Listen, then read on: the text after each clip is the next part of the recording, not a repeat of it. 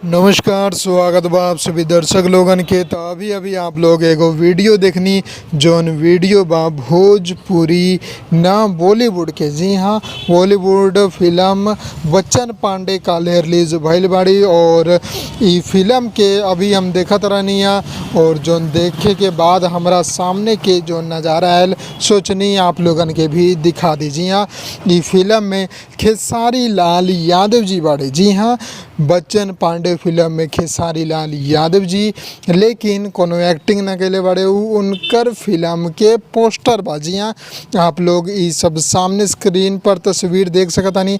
जो नाम है खेसारी लाल यादव जी के फिल्म बलम जी आई लव यू और संघर्ष के पोस्टर लागल बा और ई एगो सीन के दौरान बा जो कि हम देखनी तो हम सोचनी कि आप लोगन खातिर भी ई खबर बना दी और आप लोगन के भी बता दी कि हिट मशीन खेसारी लाल यादव जी बड़े बच्चन पांडे में। तो फिलहाल आधा फिल्म देखले बानी, सोचनी आप लोगन खातिर इतने खबर बना दी। एकरा आगे भी अगर कोनो सीन आई तो आप लोगन के ज़रूर बताएम। फिलहाल आप लोगन के बता दी सिर्फ खेसारी जी ही ना, मनोज तिवारी जी के एगो गाना भी एमे बजावल गईल बा इहे सीन के दौरान, जो कि अभी आप लोग सामने स्क्रीन पर फोटो देख सकतानी और शुरू में वीडियो देखले होखम। तो बहुत ही अच्छा लागल ई नज़ारा देख के कि बॉलीवुड के फिल्म में हिट मशीन खेसारी लाल यादव जी के पोस्टर ऐसन लोकेशन पर लगावल गईल बा जो कि साफ तौर पर नज़र आ रहल बा।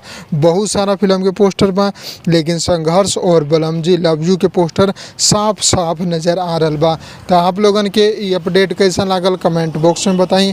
हम मिलम आप लोगन के एगो नया वीडियो में नया खबर के साथे। तब तक खातिर जय हिंद, जय भोजपुरी, प्रणाम।